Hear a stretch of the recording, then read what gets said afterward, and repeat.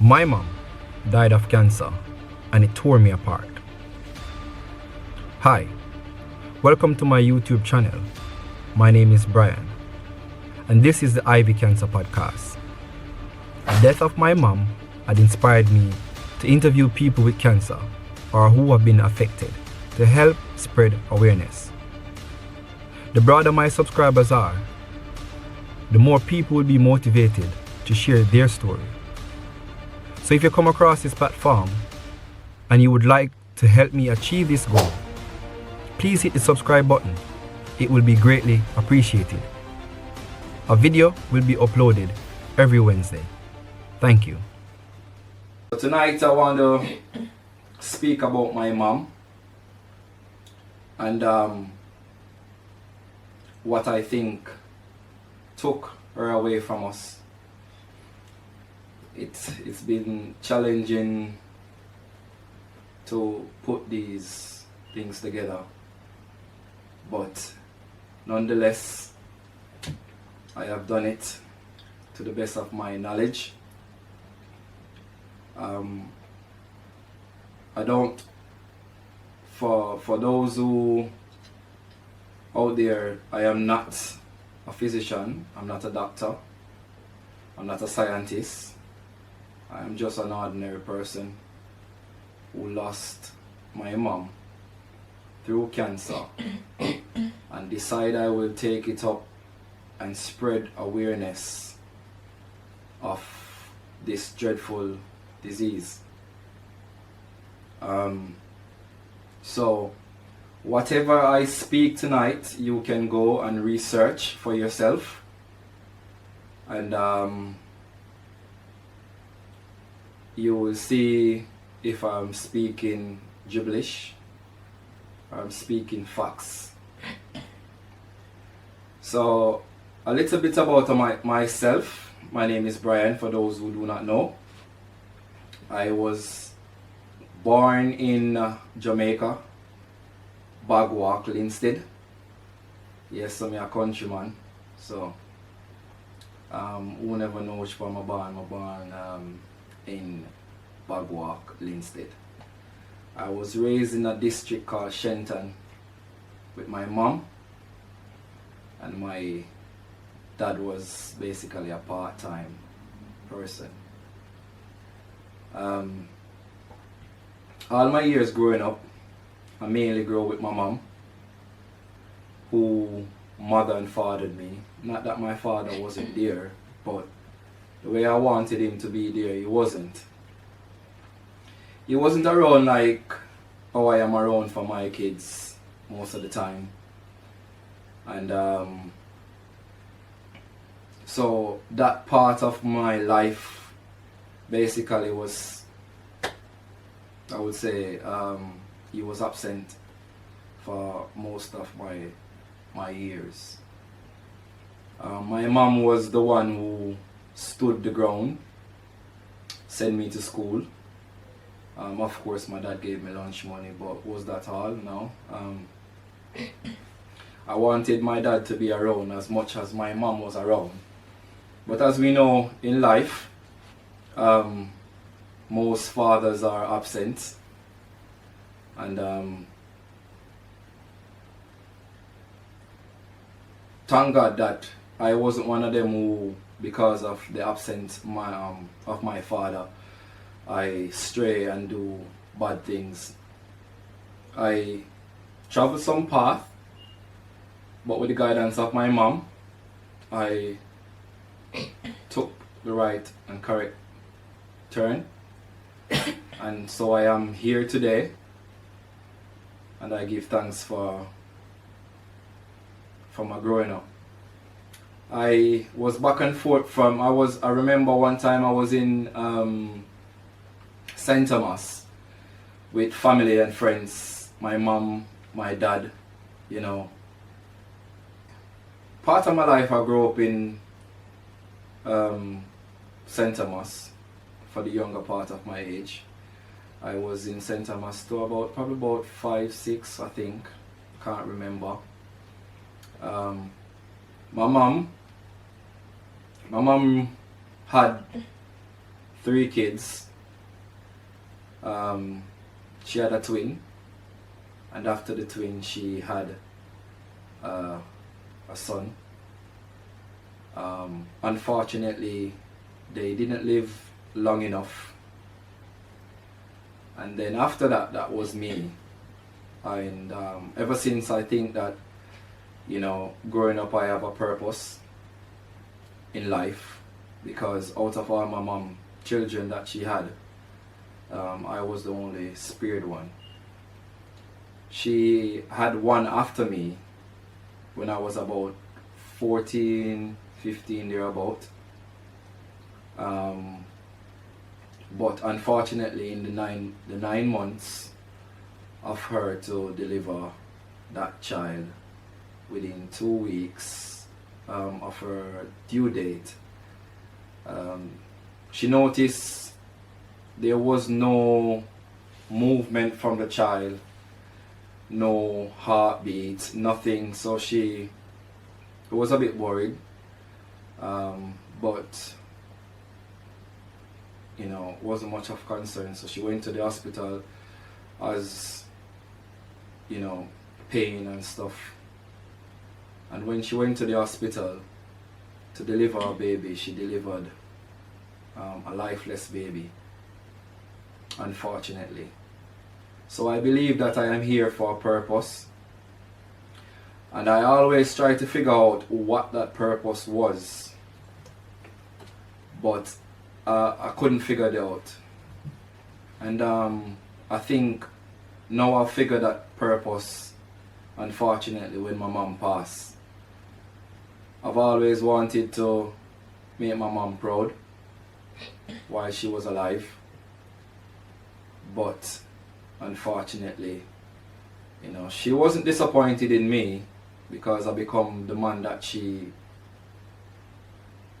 somewhat wanted to raise.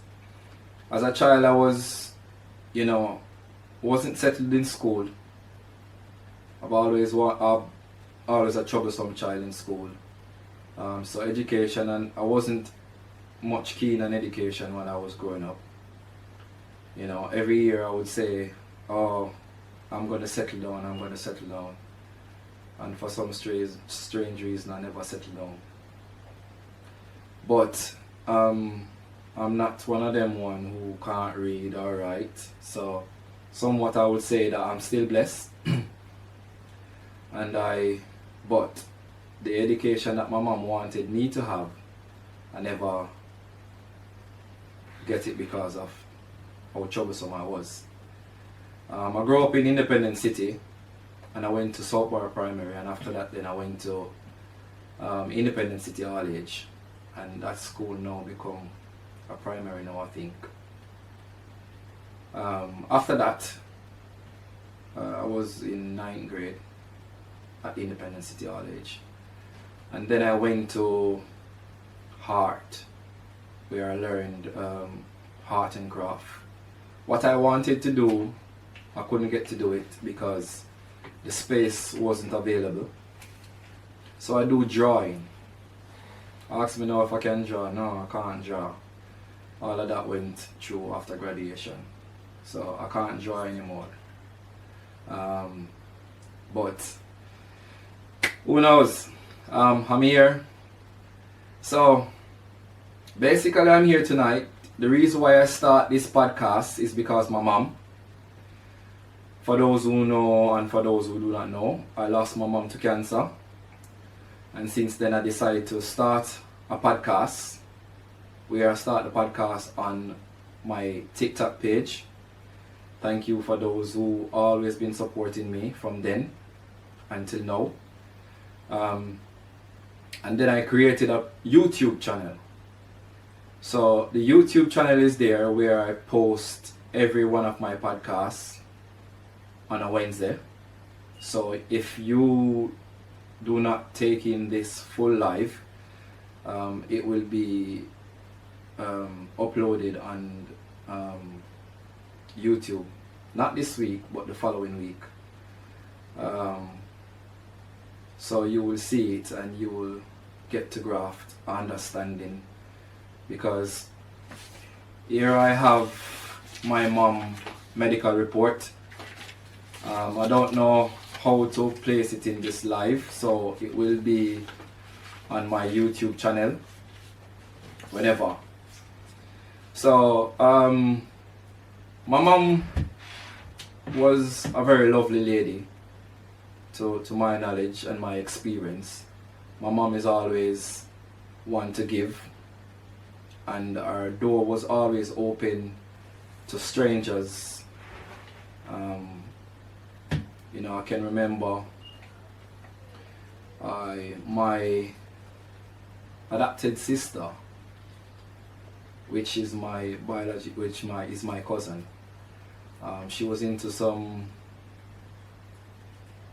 distress in the country, so my mom took her, and we grew as a family, as my sister.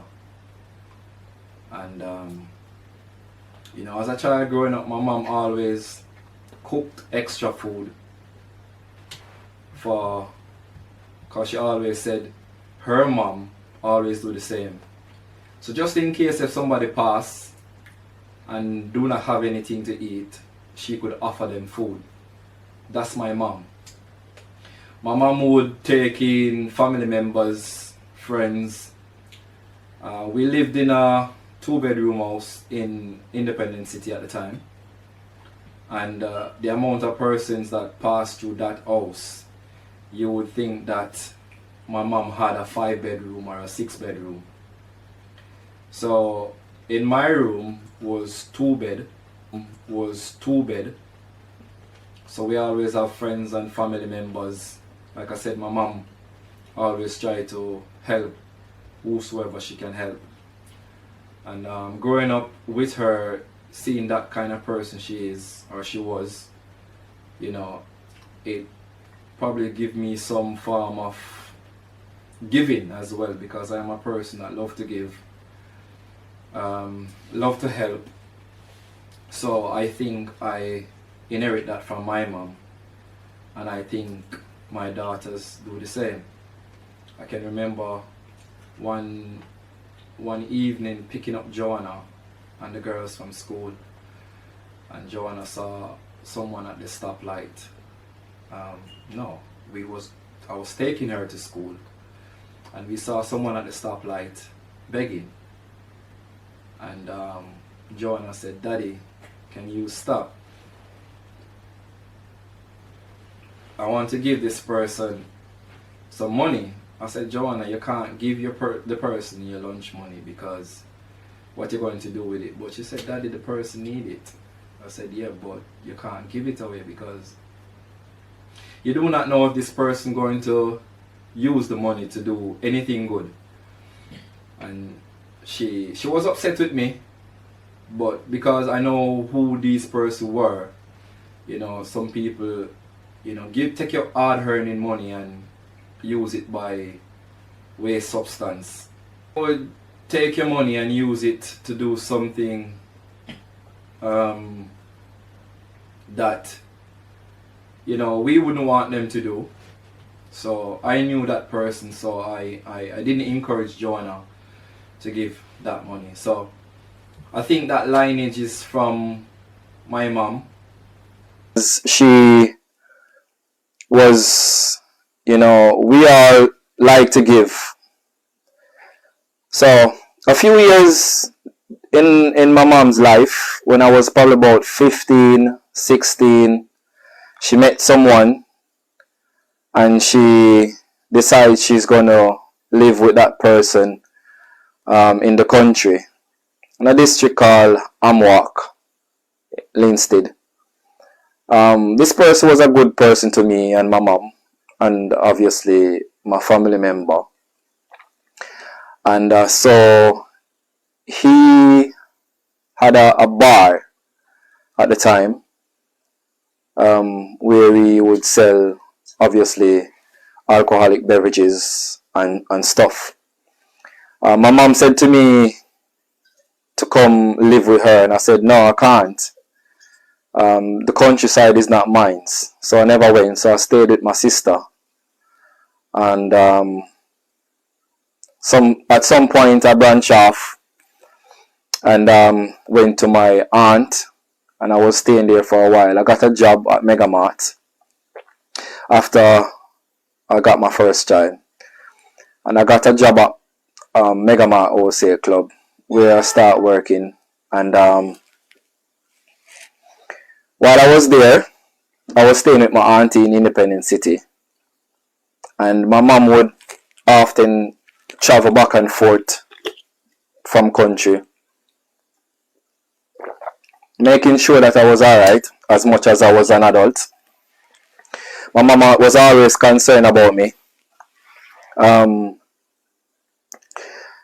no point in time she could rest without checking in on me to find out if I was okay. Starting to work at Megamart, and I was living with my aunt for some time, and then my next sister offered me an opportunity to live at her place because she was moving in with her spouse at the time, and she gave me some furniture and stuff. That was my start. While I was there, I was working the minimum, way beyond minimum wage. I was at a part-time, so my mom was always giving me to make sure that I was alright. So that was my early part of my life with my mom. So I'm going to explain to you guys now about my mom. So this was just a recap about my life growing up. So in late 2021, my mom had an accident where she hit her breast, and from there on she was having some pain.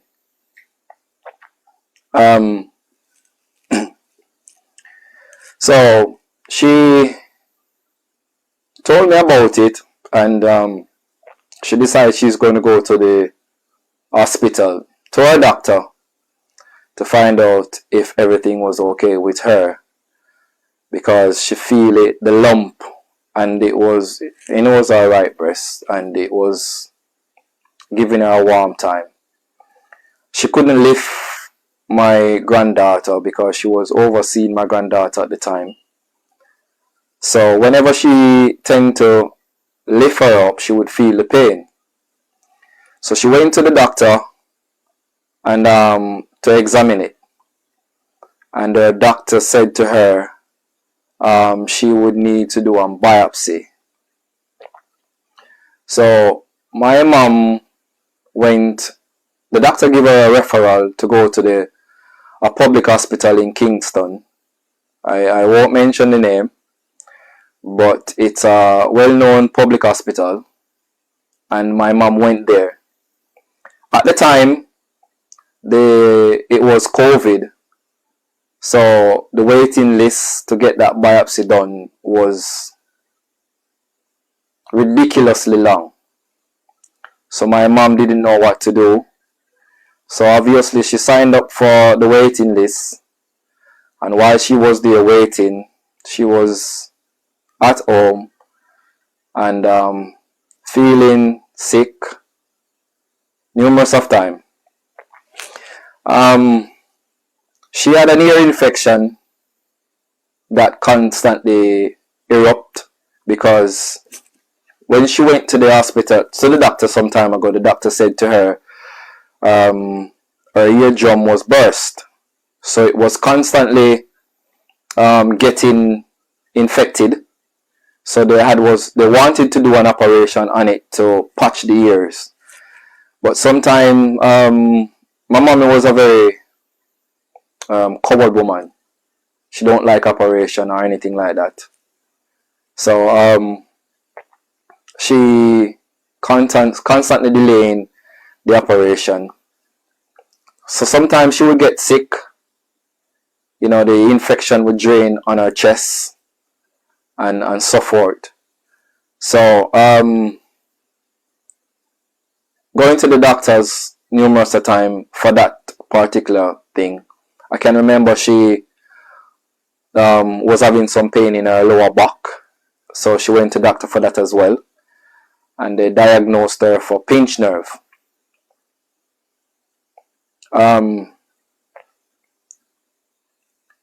When she go and she get the diagnosis for the pinched nerve, she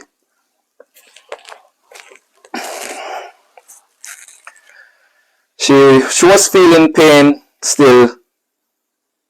So she was feeling pain at this time, constantly going to the doctors, and so forth. So my cousin told her about this hospital in Portmore. I won't mention the name as well. And she went to the hospital in Portmore to get that biopsy done. When she went to the Portmore hospital, it was a private hospital, obviously, and the doctor said, even though she had a referral to say, listen, I'm here to do a biopsy, the doctor still wanted to examine her for himself. In much, I think it was mainly because of monetary gain, because if someone said, my doctor, give me a referral to see you to do a biopsy, I don't see why you need to examine me. But nonetheless, she paid the money to do the examination, and that was the 26th of January 2022. He examined her breast and feel the lump and said to her, okay, we will perform the biopsy on you, so come back to us tomorrow and we will do the biopsy. When my mom went to do the biopsy the following day, they pulled some substance from her, and as this report said, consisting of irregular portions of yellow-brown fiber fatty tissue, ranging in the size 1.6 by 1 by 0.5 centimeter to 3.4 by 2 by 2 centimeter. Sectioning reveals a yellow fatty cut surface with areas of hemorrhage. No discrete mass is identified. The entire specimen has been examined and show breast tissue with predominantly non-proliferative breast disease. Some area shows mild duct ectasia and what appears to be a focus of atypical hyperplasia. Another section shows a microscopic intraduct papilloma. There is no obvious malignancy, however, follow-up is advisable. At this point, the doctor said to her, the tumor, the lump that you're feeling is some mucus. So they pulled the mucus away, some of the mucus away from that breast, and performed the biopsy. And he said to her, come back within 2 weeks' time to get your results. So my mom went 2 weeks after to get the results, and she had a benign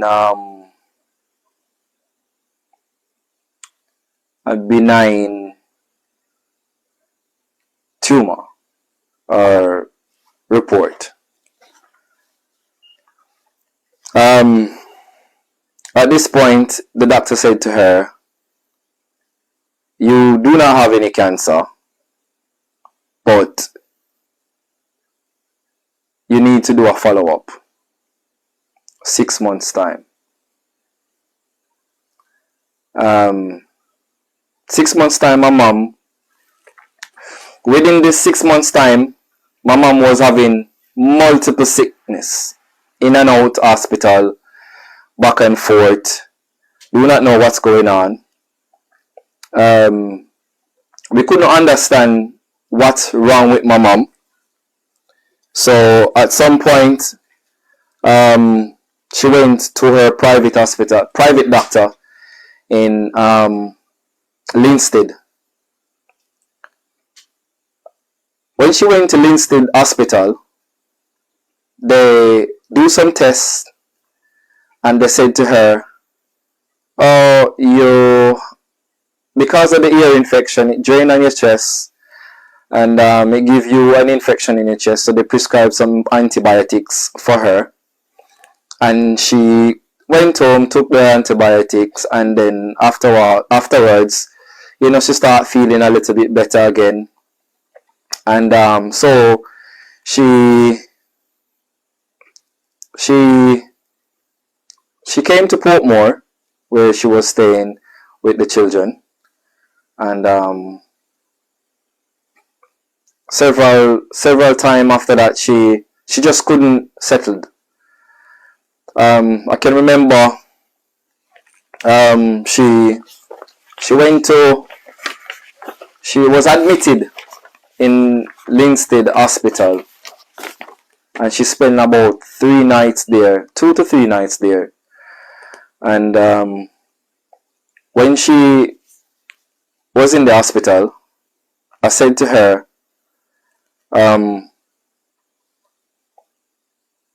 "Mom, I kind of have some kind of negative feelings about your sickness, because every time you go to the hospital, they treat you for something, they do some tests and everything is alright. ECG, scan, everything was alright. But yet still I can't diagnose you for something. I don't understand what's happening." And my mom said something to me that I'm going to play the voice note for you. The voice note I'm going to play for you, I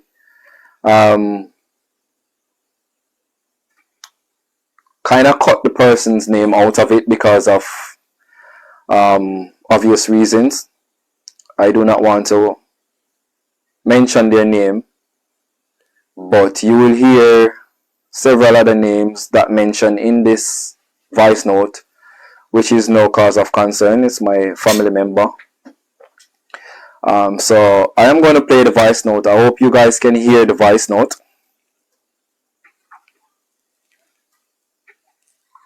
I know I don't really believe in them things about Erica called this lady up here. Both of them are Christian. A spiritual people, them go 7-day Adventists. So they are spiritual people, and she called the man and I asked him. I tell him, say, auntie sick. And she got doctor, and the doctor get her medication, but it not working. Man say, this is not doctor work. It's some spirit. And he asked me if I miss one panty. I say yes. I look for my panty and I can't find it. So then take the panty berry under the willow tree. And him say, the body pain, he asked if I have body pain, and I say yes, I have body pain all over. And he say, that's not doctor. And the doctor work that. That's spirit. And I ask me say again, Erica, if I feel cramping down and I toe them up, so I say yes. And if me him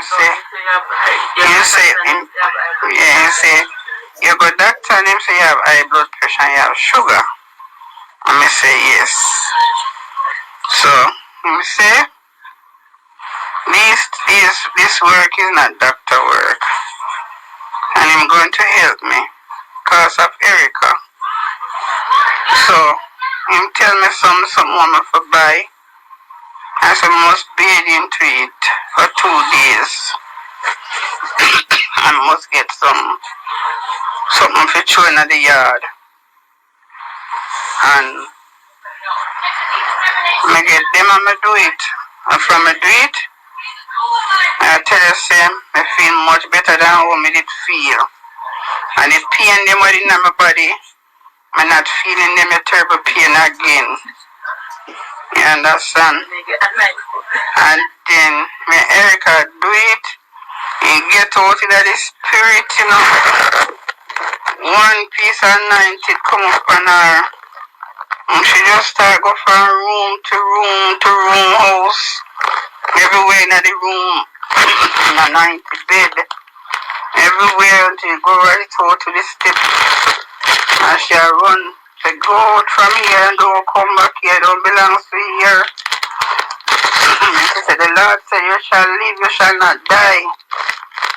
And I mean, I tell you, you say, I must set one pan of water on my bed. Me do that. But then I say, light up on the bed, I see one black lizard, the lizard black.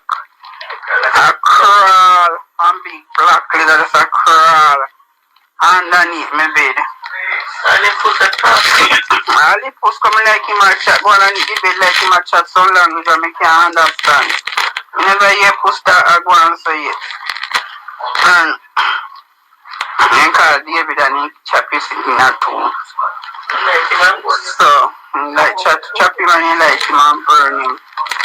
But I don't know where this coming from. I don't know, but I feel it say my sickness mix. The way I feel, this feel when I get them feelings there. So me kind of know say the doctor them take the test and everything come out alright.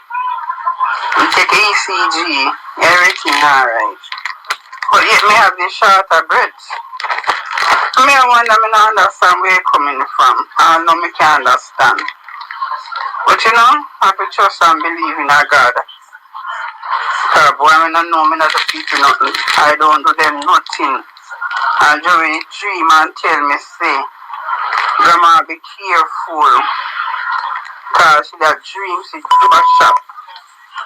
Alright, I remember the dream go fully.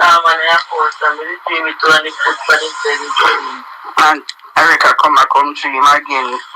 See this black puss on the bed with Doreen and she has clean the blood from it now. And the redeems is Talman, Erica is Talman. I don't know where the dream come. And one day this woman, Erica look up and up behind the house. Like, me I know where I come from. And I book up by Erica and I thought, well, Erica, you know, you may I call you. Erica said, I never hear no calling. Yeah, come here. I don't trust them. When the shop start, Billy's coming like it's just pure bad marriage. You know. So, for those who probably on this podcast that do not understand much about, you know, Jamaican patois. Basically, my mom was saying that she was missing her underwear, and my cousin, know the spiritual person that you know, they're a child of God, and they can discern stuff. And my cousin went and spoke to them. So they spoke to my mom and said, do you miss an underwear? And my mom said, yes, she can't find one of her underwear. And the person said, they took your underwear and they buried it under a willow tree.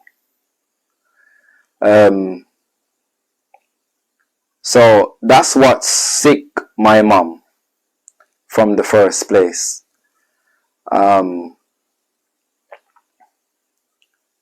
So the person that took my mom underwear came by her house and was snooping around the house corner, and my cousin saw her and she was shocked, so she pretended as if she was calling out to my cousin, and my cousin said, "No, I didn't hear you call me," you know. And basically what happened is my mom's husband that she went to that district to live with, the same person that she went there from I was about 15, 16.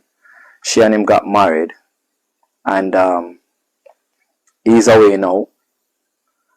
And his shop that he had for ages, he decided to elevate on that shop and build on that shop. And so this is what caused the thing they call bad mind. So apparently, I don't know if it was directed to my mom or if it was supposed to be for him, but because he's not there, it, obviously reached my mom. But these person that we are talking about are persons that my mom feed, persons that my mom give money, persons that my mom helped in many ways. Even so, I don't know, why would you want to hurt somebody because of material things? So basically, after that, when my mom got that message from these, persons of God, knowing my mom, she do not believe in certain things, but she like to take precaution. So she do what these person told her to do, and she started to feel a bit somewhat better.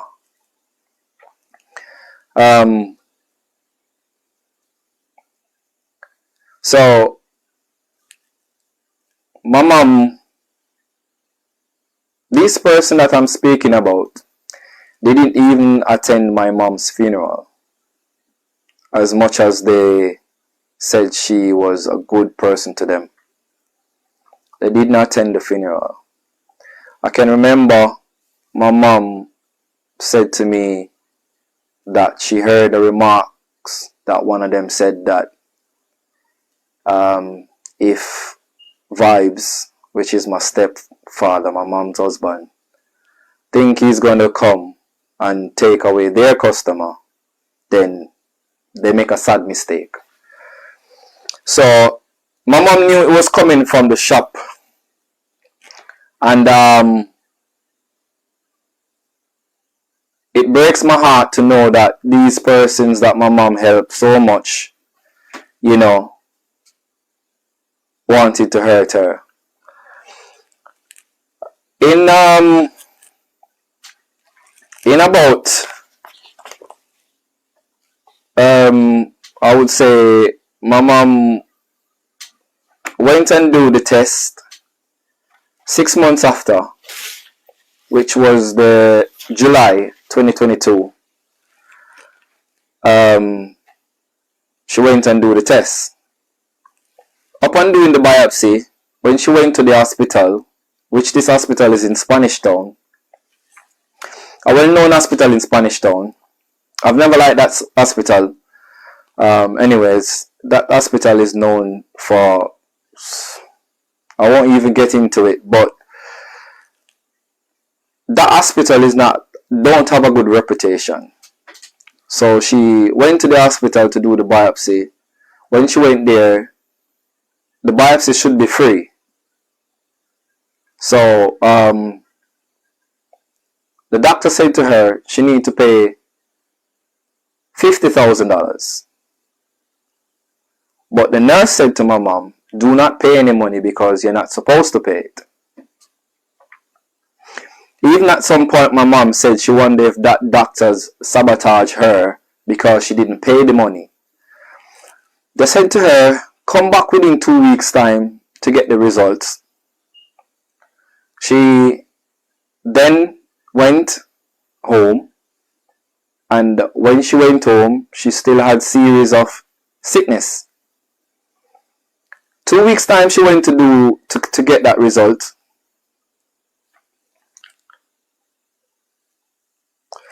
Two weeks time she went to get that result.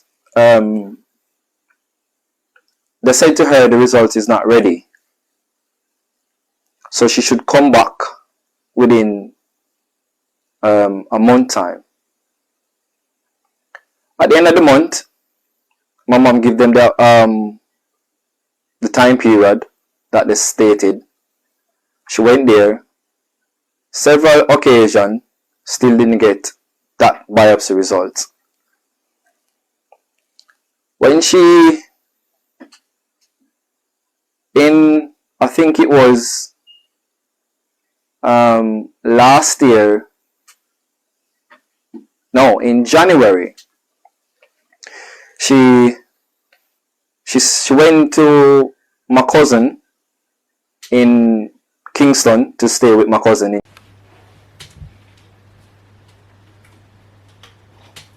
She went to stay with my cousin in Kingston, and she said to me,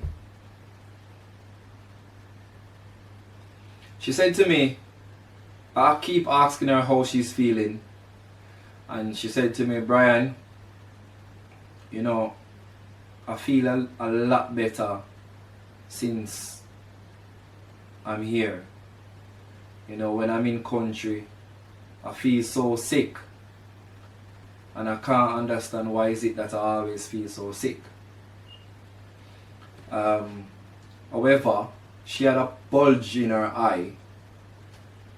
I think it was her left eye, and she wanted to go to get it checked out at the eye specialist. So I was summing up some money to get that sorted. But she started vomiting blood, and my cousin took her to a hospital in Papine, which is a private/government hospital. So when she went to the hospital, and she was in the hospital for a few days. And while she was in the hospital, they said to my cousin, I was speaking to the doctor, as a matter of fact, on the phone, and she said to me, they suspect that my mom may have cancer, and it's probably at stage 4. When they told me that, I was devastated. I was lost. I was confused. I was hurt. I was in pain.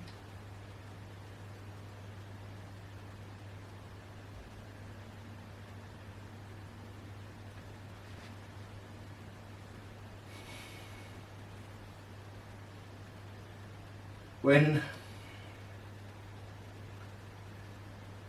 at this point I decide to, start searching for a ticket to go to Jamaica, and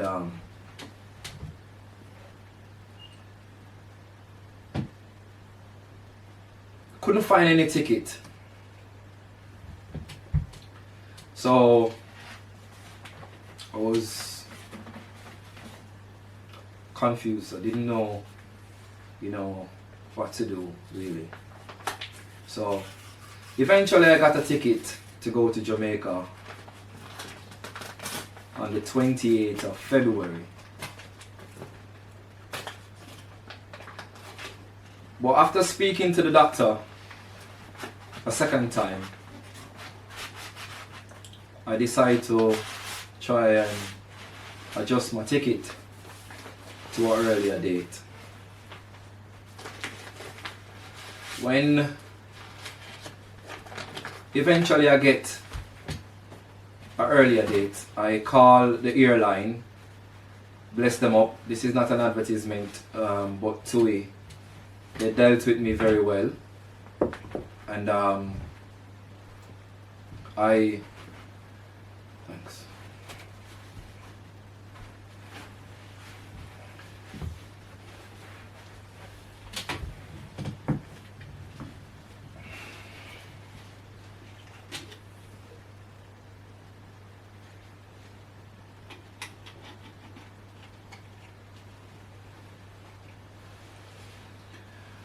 So eventually I get a ticket to go to Jamaica, an earlier date. After explaining to the airline what is happening, with their policy, I couldn't change my ticket without losing some money, and I never had any money as it has already. So after speaking to the representative and the supervisor, they decided to change the ticket so we could go to Jamaica. So we went to Jamaica, me and my daughter, and we went there to visit my mom. So before the date come to the 20th, before we go to Jamaica, they sent my mom home after treating her with inflammation. She had shortage of breath, and she was basically susceptible to get infection, so they were treating her for infection as well. So she went home, and while she was home, I didn't let her know that I was coming. But when when it reached to closer to the time, she took sick, worse again. Like every time she eat, she bring it back, and she bring it up with blood. So my cousin said, "No, auntie, I can't keep you here. I'm taking you back to the hospital." And so my cousin took her back to the hospital in Papi. While she was there in the hospital, someone said to me, given the situation that your mom is in, it's best to let her know that you're coming to Jamaica, because she might hold on a bit longer. At this point I wasn't accepting death as something that will happen, but I was very fearful, and I was very fearful that I might lose my mom. So I told her that we're coming to Jamaica to see her, but I never told her when. And when we arrived in Jamaica, but before that, before she went back into the hospital, my cousin's husband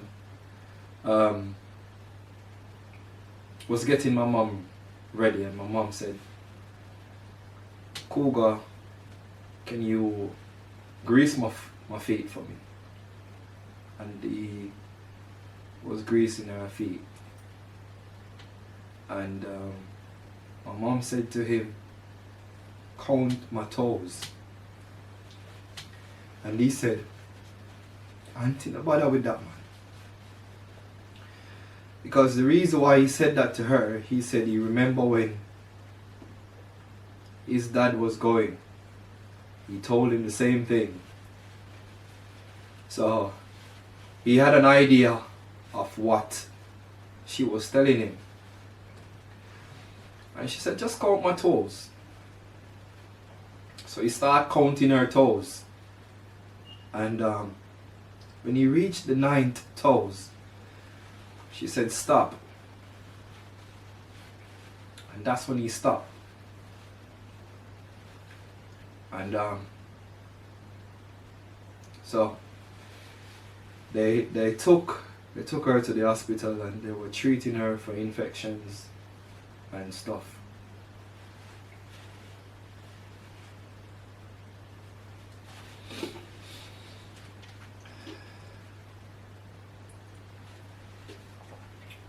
I apologize, guys, for the emotions, but my mom is very dear to me, and it hurts a lot to know that she was going through all these pains and struggles.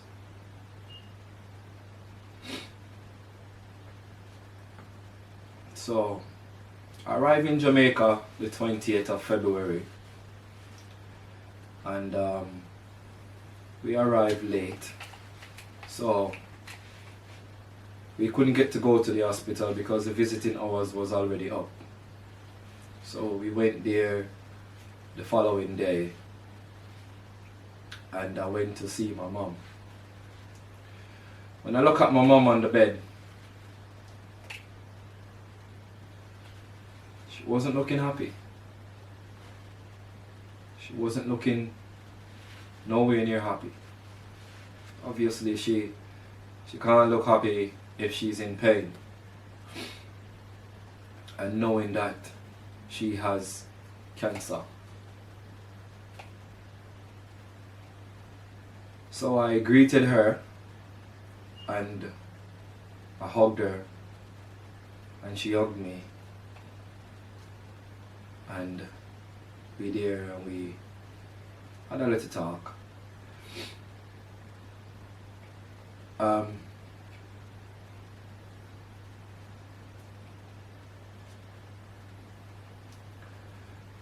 So I went to see the nurse and asked the nurse of the time of the doctor, because I wanted to speak to the doctor.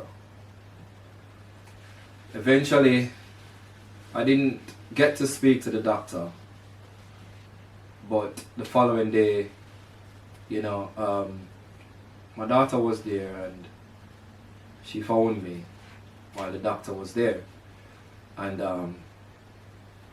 I spoke to the doctor, and the doctor asked for this report, which is her first report from the doctors.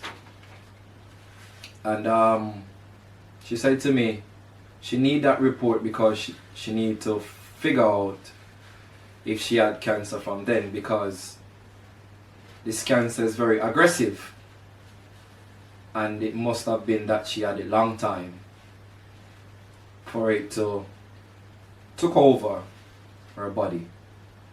So I said to her where the cancer spread into her body, and she said to me it's in her brain, so that's what's caused the swelling of her eyes, her left eye, and it's in her lungs, that's what causing her to have a breathing problem, and it's in her liver, that's what causes her eye to change color, and it's also into her bone.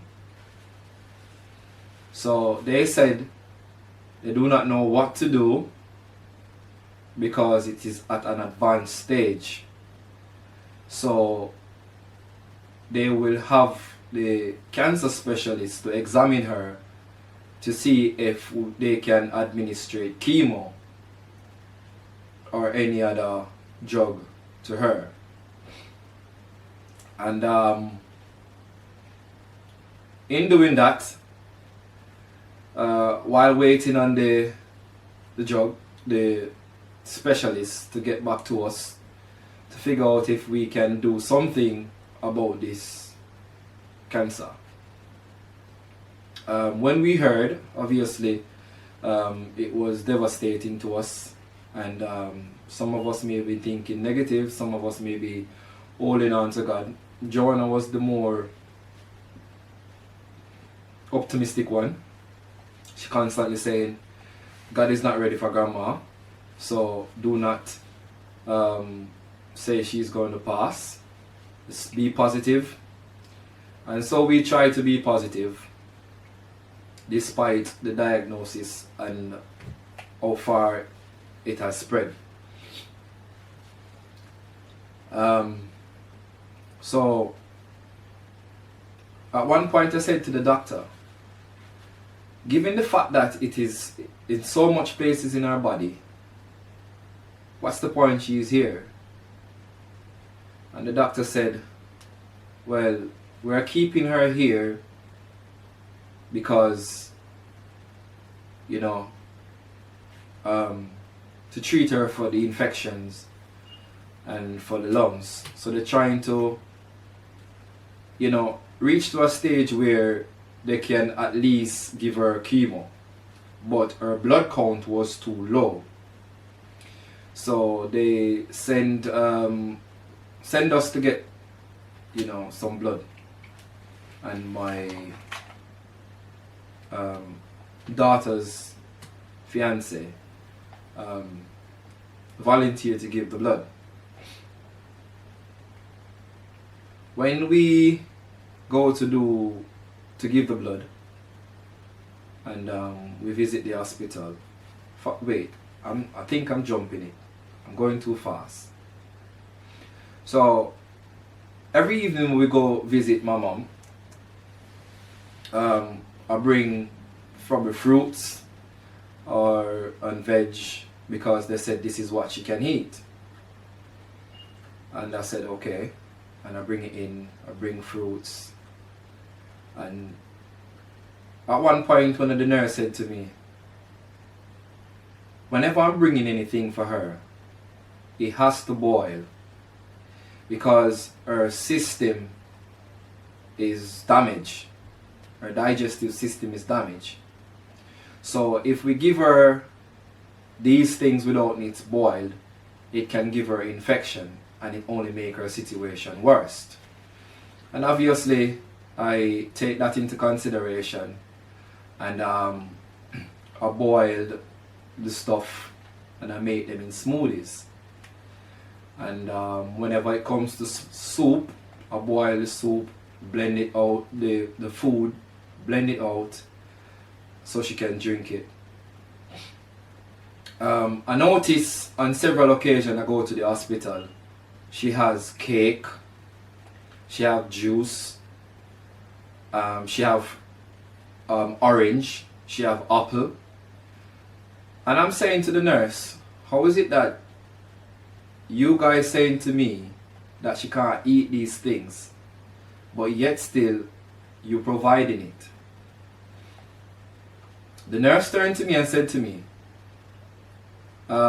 we don't have a ward for cancer patients, so we cook general meal. And I said to them, but should you guys not take into consideration her health? They said they can't do anything about it because they cook general meal. At this point I was upset, but I kept calm because the hospital is in Jamaica. You know, when you treat them certain way, they turn and treat your patient, your family member a certain way. So I want my mom to get the best care possible, so I kept my mouth closed. But while I'm doing my research and and stuff, I realized that the cakes and stuff that they were giving to her was only feeding the cancer, because cancer feeds off sugar.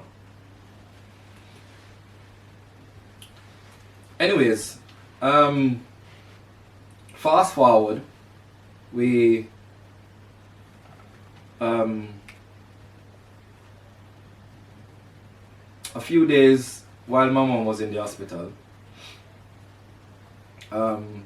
we went to give the blood. And when we went to give the blood, so that they could get the chemo on the way, when we went back to the hospital, it was like about after 3, thereabout, and couldn't find any parking space. So my son-in-law went in to give them the form that to say, yeah, we give the blood, etc., etc. And when they went in there, my mom and him was having a conversation, and my mom said to him, she's fed up because she's there from morning in the Pampas and they hasn't changed her, and she's fed up, you know, and obviously her races is a concern, still never making a difference. I remember one evening I was there with my mom and she was in pain, constant pain. She was constipating and she was crying, and she said she wanted to poo and she can't poo, and she couldn't poo. So I said to the nurse, you know, can you attend to my mom? You know, she can't poo. And the nurse turned to me and said to me, they already done something to her. They can't do anything more. And I said, but she's in pain. And one of the nurses get up and she came over and she checked her IV, if that's what's its name, the drip. And I think she put something in it for her to pass her poo properly. But my mom wasn't being tidy on time. If my cousins don't go up there early enough, she don't get tidy on time. And my mom is a very cleansy woman and she do not like these things, so it gets her upset. I remember one evening I went to the hospital and I had the hardest conversation with my mom.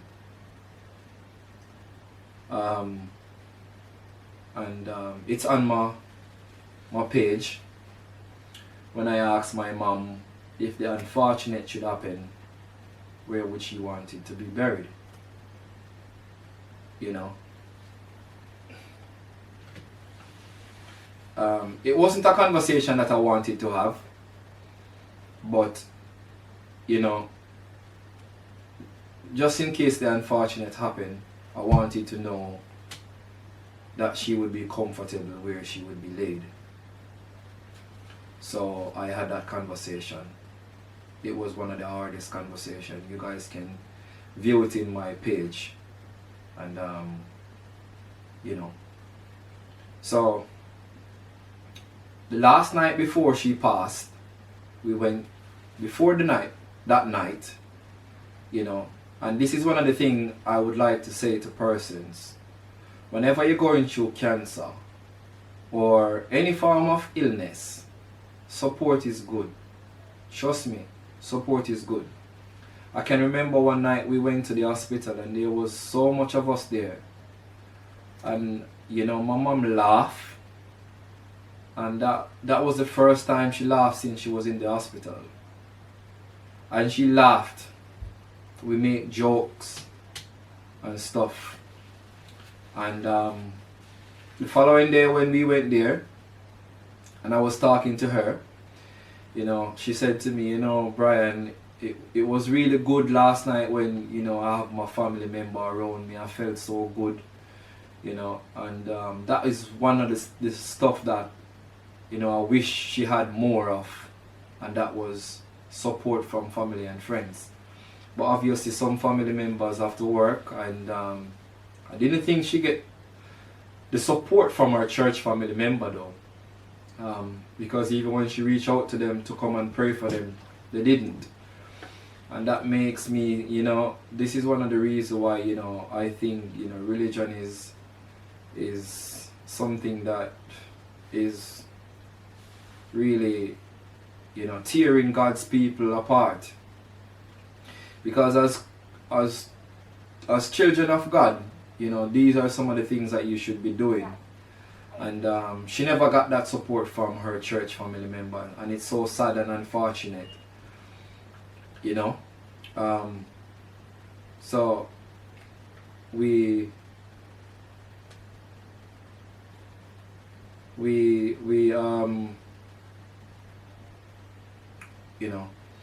so the night before she passed, we were there having a conversation, and then I heard my mom start mourning, and I said to her, "Mom, have you ate?"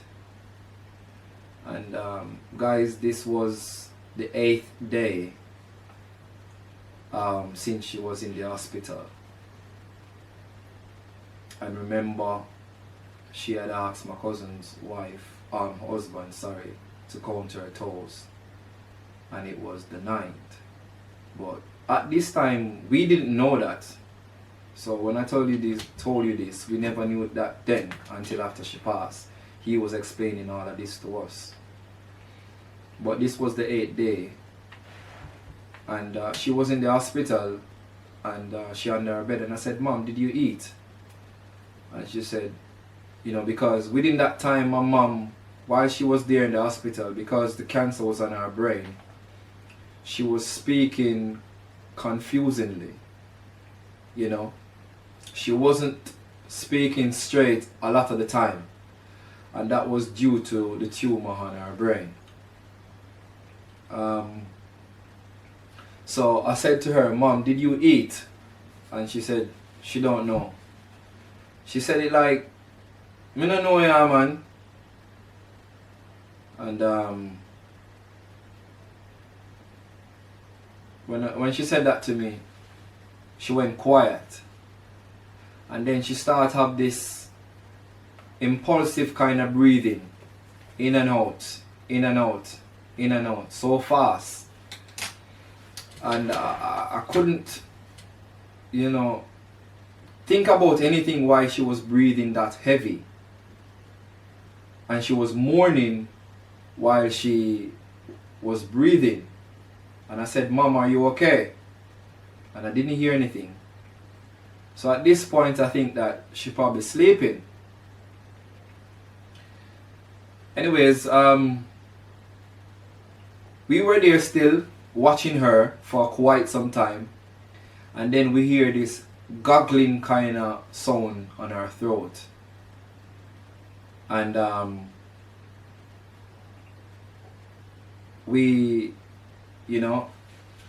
didn't disturb her or anything like that. We just left her to it, and we left the hospital not knowing that that would have been the last time we would be seeing her. So when we went home, while we were driving and we were having a conversation, I can remember saying, "God, if you're not going to turn my mom around for the better, take her out of this misery, because she do not deserve this pain." And that's what I said. And then we went home. In the morning, about 4:30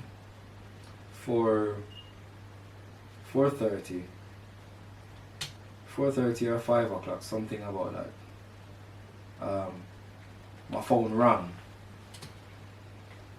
and I just jump out my bed and my heart start palpitating without me seeing who rang the phone. My heart just start beating so fast I could literally get an heart attack. And when I look on the phone, it was my cousin. And then immediately I start thinking, what's this? And then she said to me, the hospital phoned her and said that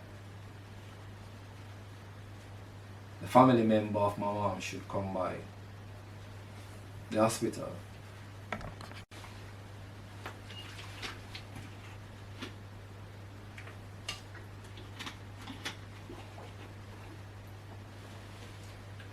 So when I got that call, I was thinking maybe that they're going to tell us that she has a certain amount of time to live.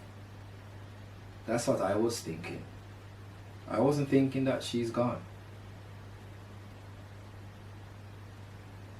And when I sum up everyone and I pick them up, and I was driving and I phoned my mom's husband and said to him, like, listen, I just get a call from the hospital saying we should come, so you know, brace yourself for anything. And he said to me, man, stop chat foolishness here, man, because we're not clear nothing negative. You know, at that point I feel so positive because, you know, I was just thinking negative. You know, but he wasn't accepting certain things. And when we went to the hospital,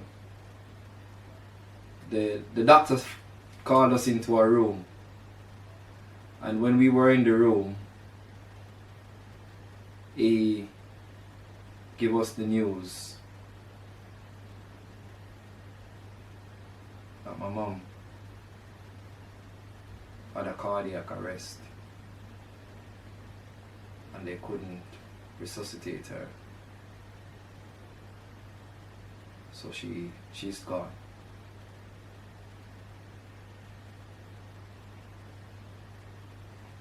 I was shocked, speechless. I never had any words to say.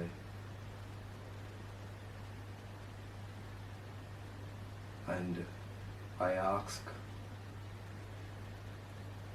can we see her? And he said, sure. So we went to her bed, and she was laying there, wrapped up in a white sheet,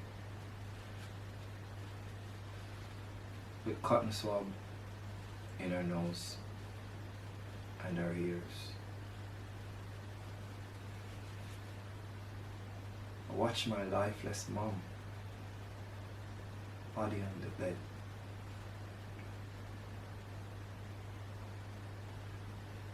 Oh no, I won't see her anymore.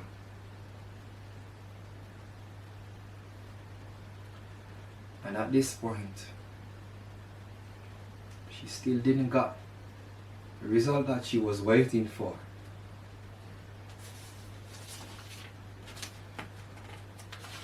Which is this one.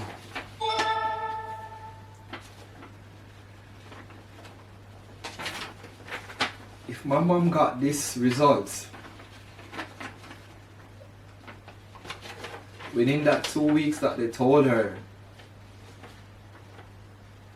to come back, just maybe she could have still be here. Because of the time, I can't explain this to you guys, because we are already on the live for long enough. But this stated that she had stage 2 cancer. From the 27th of the 7th when she took the test, 2022. 2 weeks prior after that, if only they given her the results,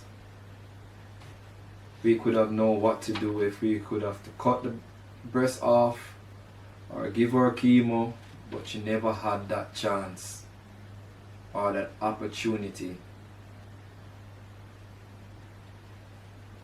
So it beats me with a confusing question.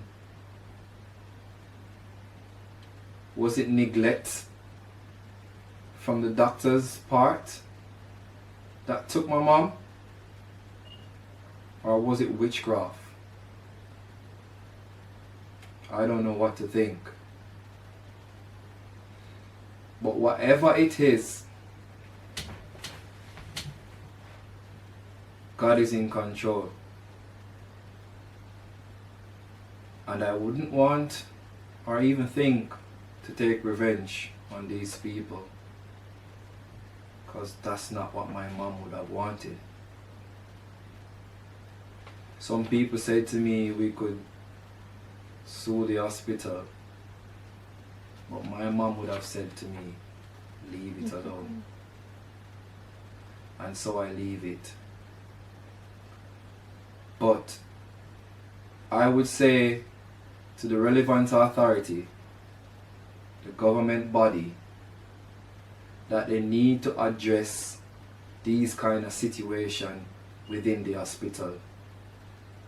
Because if the private hospital could have gotten the result from 2 weeks and it is coming from the same place in the US, why is it that my mom couldn't get it from the public hospital within 2 weeks?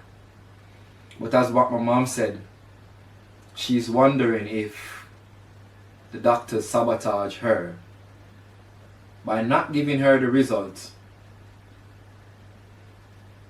on time because of the money. It was me who picked this result up, and the date of this issued date was the 26th of the 4th, 2023.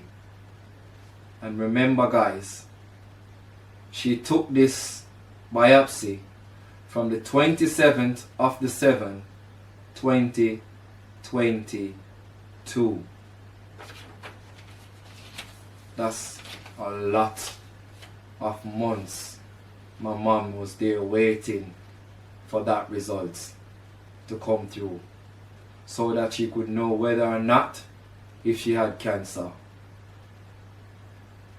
But they didn't give it to her on time. So like I said, it begs me the question, was my mom taken from us naturally by the neglect of the doctors? Or was she science? Thank you guys for tuning into this podcast.